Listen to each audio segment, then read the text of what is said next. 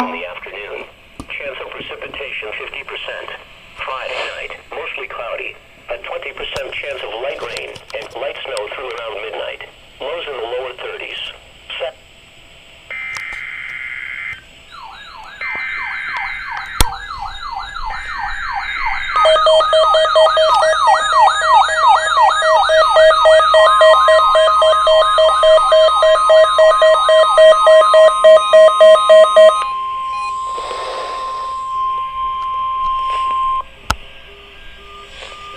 This is a test of the no weather radio warning device. During potentially dangerous weather situations, specially built receivers are automatically activated to warn of the impending hazard. Tests of these receivers normally are conducted by the National Weather Service every Wednesday around noon. When there is a threat of or existing severe weather in the area on Wednesday, the test is postponed until the next good weather day.